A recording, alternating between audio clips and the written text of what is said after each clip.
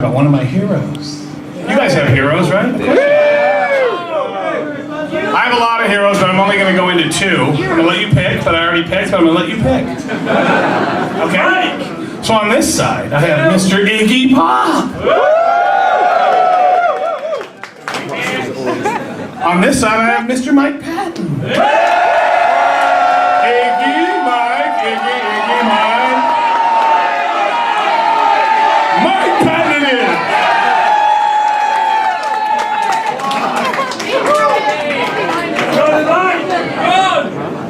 Everybody always wants to hear the Mike Patton story. The Iggy story's better, but oh well.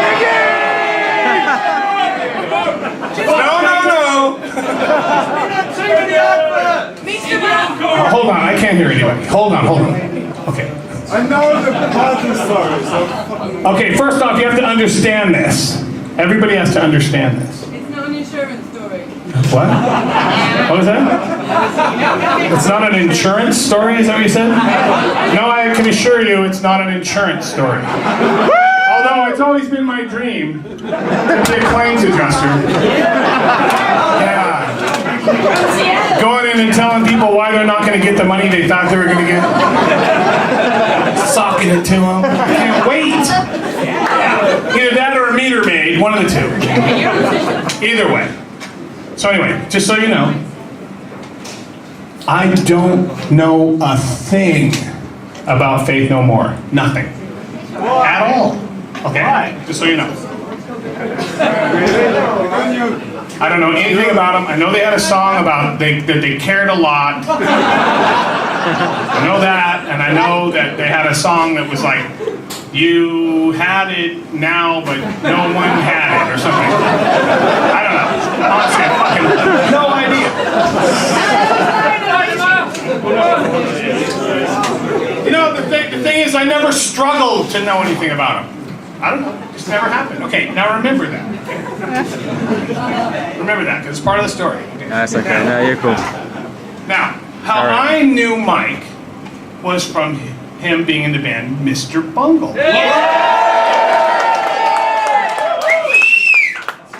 Now the band I'm in, the Melvins, those guys, Mr. Bungle, oh you didn't know, right? Yeah, oh you're the guy.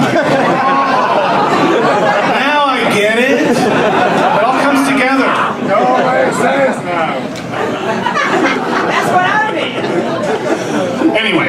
Anyway, nothing makes sense. I'm not trying to make sense. I told you it was boring at the beginning.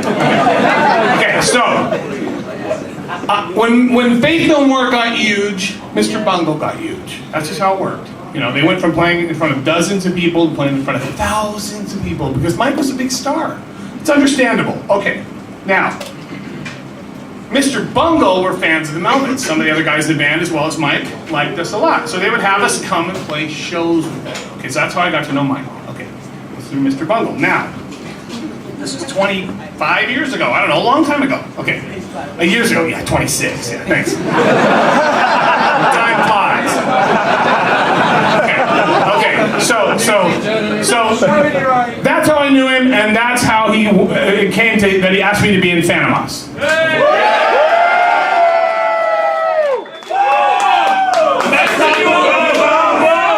Oh, you know, I can't remember. Did I say that I didn't know anything about Faith No More? Yeah.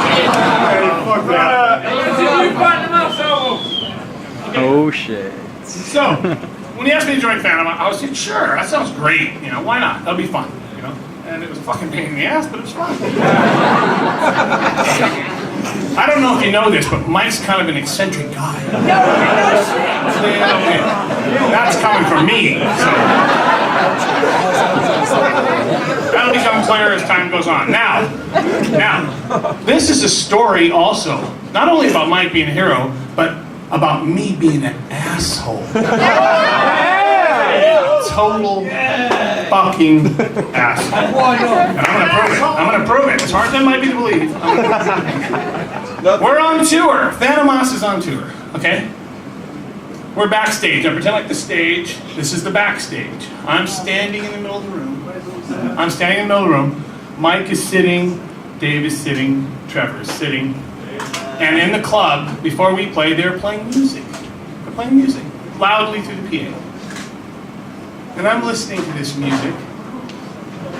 And I decide to tell the room who the fuck is playing the worst version of War Pigs I have ever heard.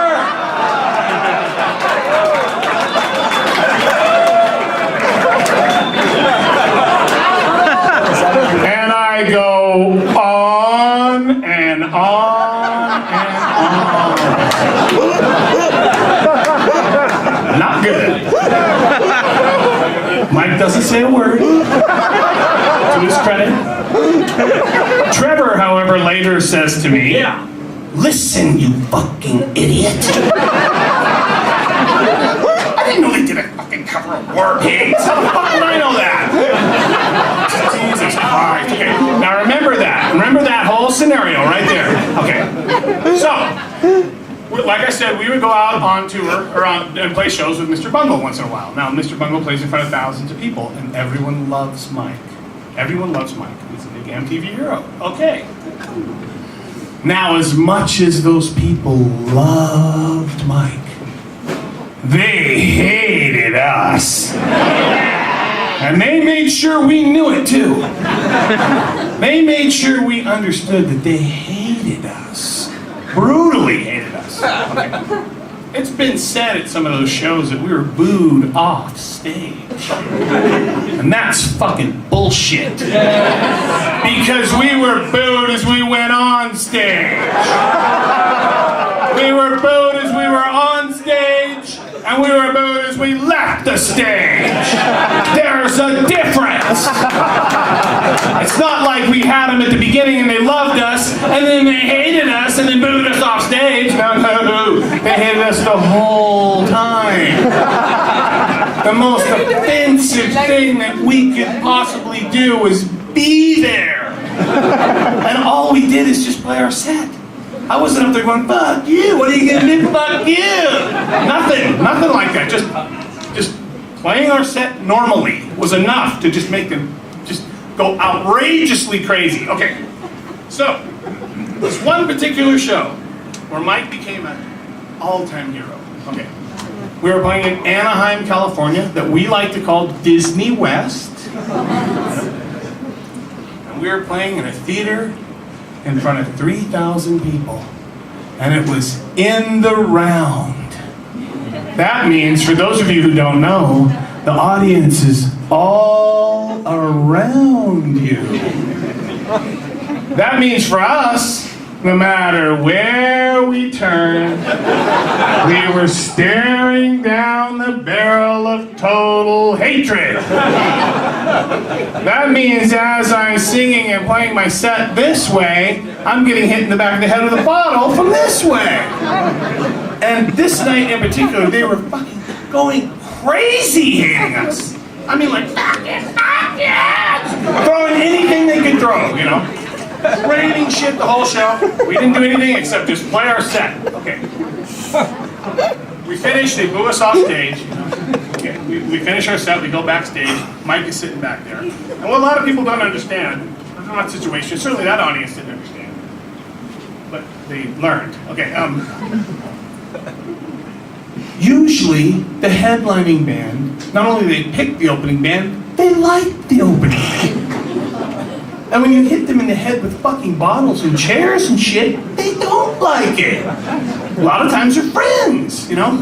Fuck it. And then they're supposed to go out there and play, "Hey, thanks everybody," you know? It doesn't work. Okay, anyway, sometimes it works, sometimes some people don't give a shit, but whatever.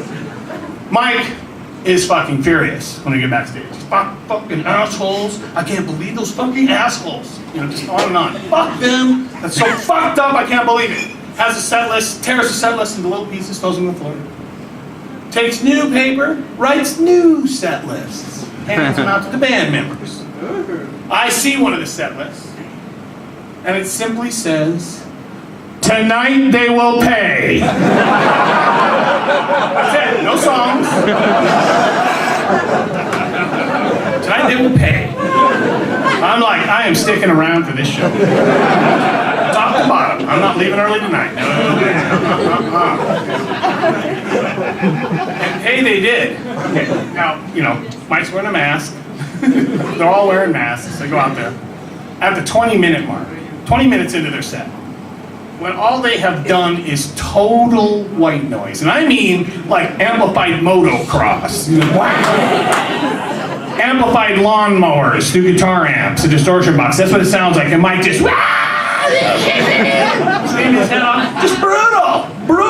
Okay, the audience is confused, but still fans, but confused, and just getting hammered, just hammered. They're like, well, it's not good, but it's mine, so not sure what to do, but still getting hammered, still totally confused. I'm like, this is a fucking great show. Great, I love it. Shit. At the 50-minute mark, almost an hour of solid white noise, I was like, this is the greatest rock show I've ever seen. Bar none. The best show ever. Okay. And the audience, to their credit, are still taking it. Now more confused than ever, just hammered. But not really reacting at all, which I thought was odd. Okay. But they were staying there, sticking it out through this whole thing. At the 50-minute mark, Mike walks to the middle of the stage, drops his pants, nude from the waist down, standing there. I know it's Mike because I saw him put his mask on. I know which one it was. Audience clearly doesn't, they don't, I'm sure they're somehow aware, but he takes this big eyedropper thing with a big bulb on it. And it goes to a point, big. Shoves it up his ass. Squeezes the contents into his ass. Pulls it out, turns around, and fires it into the audience.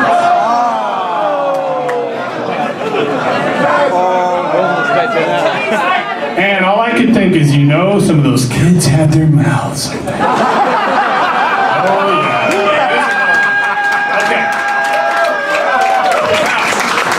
And I'm like, I heard angels singing. Sometimes the baby rockers get fucked. This is great, Sometimes it works, And I realized that Mike was my all-time hero. And you know why? Because no one has ever defended me like that. He shit on the audience for me. He shit into the audience because they were mean to me. I couldn't believe it. Let's hear it for Mike.